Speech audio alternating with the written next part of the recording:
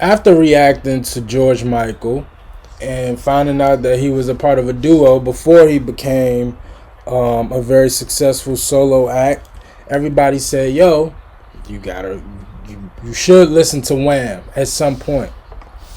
So here we are. This is Everything She Wants, official music video. But even though I have a good portion of the research or some knowledge of the duo already because of my research into George Michael, let's just kind of do a refresher, get a little bit more background before we jump into it. But of course, we know it's George Michael and Andrew Ridgeley, formed in Bushy in 1981. George was the instrumentalist. No, George was the songwriter, and Andrew was the instrumentalist. They were one of the most successful pop acts during the 1980s, selling more than 30 million certified records worldwide. From 1982 to 1986. That is incredible. In a 4-year span. Now, we've covered groups and bands and artists who have been in the music industry for decades, right? And didn't crack 30 million. They did it in 4 years. Incredible. They were signed to Columbia. This is the first time I've ever seen anybody signed to Columbia. I don't know why. One of the more big, well-known record labels. I rarely read about them, and I don't know if it's because their attention in music has changed. Like, they don't really. I don't know, but my first time hearing about a group from Columbia, Sony, Epic, and Intervision. Influenced by funk and soul music and presenting themselves as disaffected youth, Wham's 1983 debut album Fantastic addressed the United Kingdom's unemployment problem and teen angst over adulthood. Their second studio album, Make It Big, in 1984, was a worldwide pop smash hit, charting at number 1 in both UK and the United States.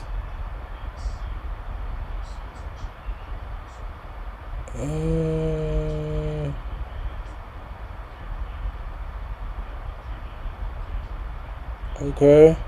1986, Wham disbanded.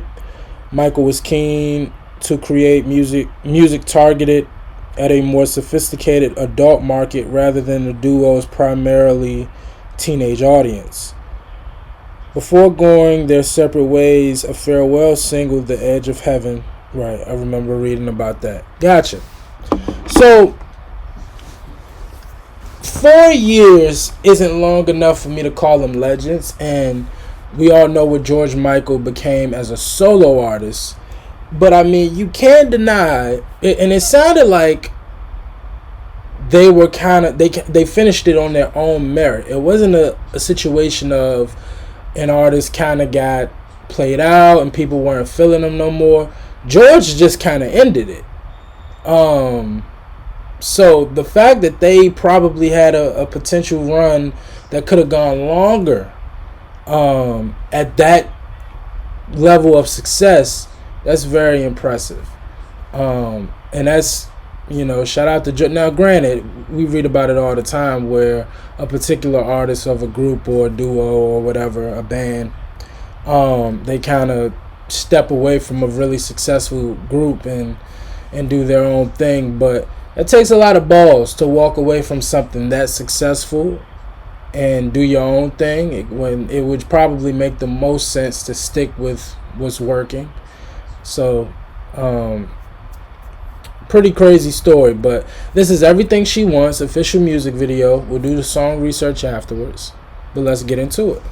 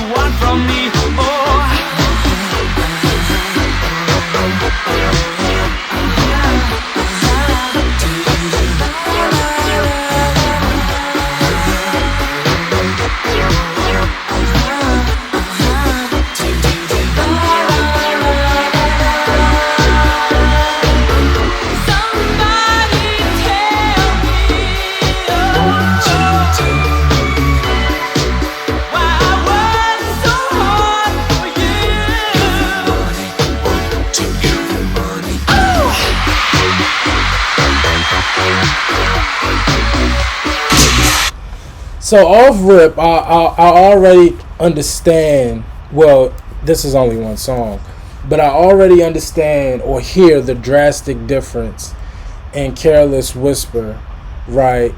And in this definitely seems like this was a little bit more for the youth, a little bit more youthful. Definitely something for the party. Um, because Careless Whisper, that it just has a much more a more serious tone and just a little bit more of a mature feeling. This definitely feels like this was something for the kids and for the screaming girls. But it's fire though. It got that 80s feel. A lot of that 80s music. Dum dum dum dum dum dum dum dum dum dum dum dum dum dum dum dum dum dum dum. Hold on, this is my coworker. Uh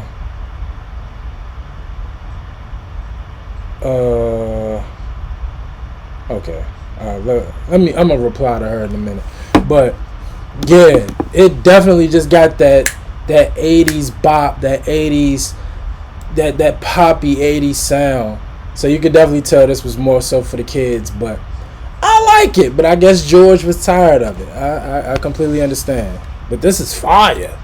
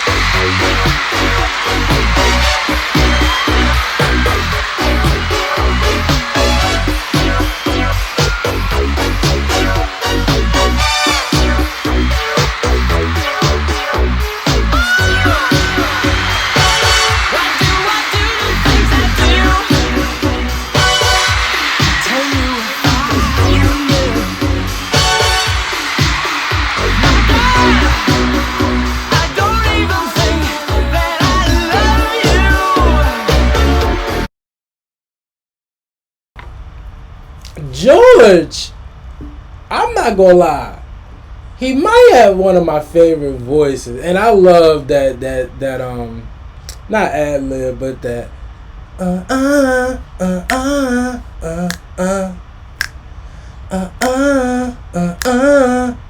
uh I love that. Like, this is a vibe, bro. 80s pop music, you know, when you think 80s, you just automatically think Michael Jackson. I don't think anybody. Like, when you think of the 80s, it's just certain names that kind of personify the 80s. Even though it was so much great music and so many great artists, the Michael Jacksons of the world and the Madonna, they just kind of dominated it. But, like, when you just look at the landscape, a lot of the music that came out in the 80s, it's just so fun. It just seemed like such a fun time. I often say that I wish I was able to experience just the world and life pre-90s. I don't know, man. It's just something about everything pre-90s. It just seems so much more fun. I don't know what it is, man. Like, this is fire, but that That is fire.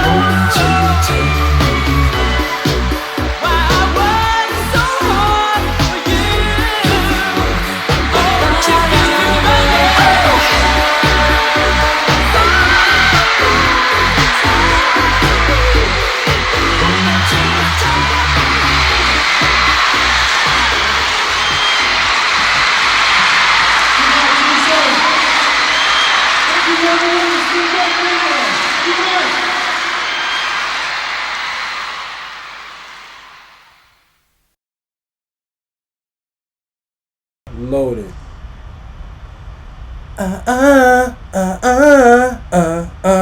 Let me see if I can find it. What goes on for you? Na, na, na, na, na. What goes on for you? La la la la la. Yeah, that's downloaded. This is getting downloaded. That song is fire. That song is fire. Look, I understand what George was saying. You know, because I read about it with a lot of artists, right? Like they don't like a lot of great artists, they don't like the pop sound. You know what I mean? Like I've been reading about it recently with Patsy Cline and so many artists that I reacted to. I've read at some point the label said, yo, this is what's going to make the money. This is what's going to make you a superstar. Do this. And it's more the pop sound, the lady-friendly sound, the kid-friendly sound. This is it, right? And artists just say, no, I don't want to do that. I just read it about Linda Ronstadt, excuse me. You know what I mean? Like, I really, because it's, when you walk in as a new artist, you have no leverage. You have nothing. Right? And so when you walk into these labels and they say, look, we're going to make you a superstar, just do what we say, and you do it and it actually works out, the fact that at some point some of these artists say, you know what, I just don't want to do that anymore. They have the balls to say that. I appreciate it. Shout out to George Michael.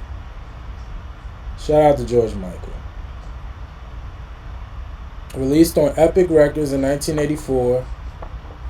Written and produced by George, becoming their third consecutive million-selling number one hit in the United States.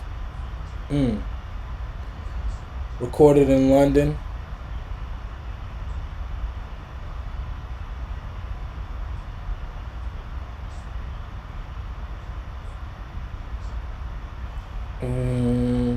These stories that come from George Michael songs really be crazy about how he wrote them. I wrote the Lindrum pattern and found a synthesizer program I liked and wrote the backing track in one evening. It took it back to the hotel and wrote the vocal in a hotel room the next morning. Because it was thrown together that way, I never looked at it as a single till everybody started saying it was great. Like, these stories are crazy.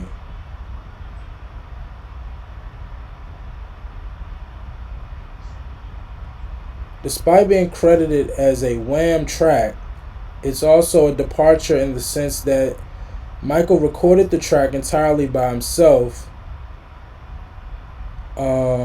as opposed to the typical process of involving session musicians and Michael conveying his ideas to them.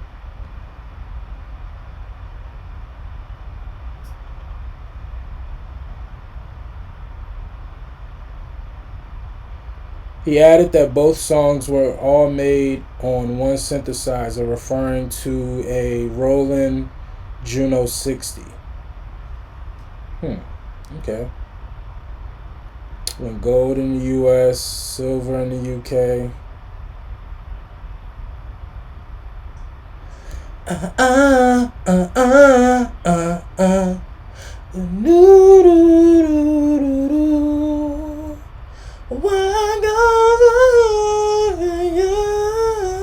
Hey, I ain't gonna lie. George is him. I'm not gonna lie. George got it, bro. George is the man. I've only heard 3 songs from George Michael. Well, with George Michael on it. And I'm telling you, this brother was a superstar. God rest his soul. I have not enjoyed every single song that I reacted to with George Michael on it. I've only heard 3. One of them was a live performance, and this was credited as a Wham song. But anything with George Michael in it so far, I have enjoyed. That brother was special, man. Special. Another great track. Again, I definitely understand why George didn't want to do it anymore. Because when you hear Careless Whisper and you hear this, it's 2 completely different worlds. The approach of it, the composition, the lyrics, it's completely different. So if that's really what George wanted to do, the more Careless Whisper style, completely understand. And he was right.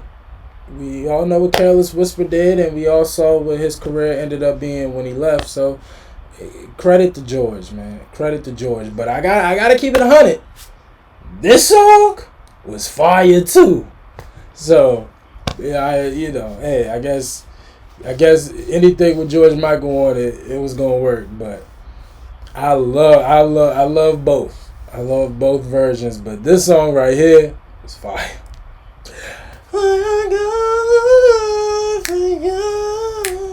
Damn, yo. La, la, la, la, la. Yeah, I got that. I'm about to be listening to that all day.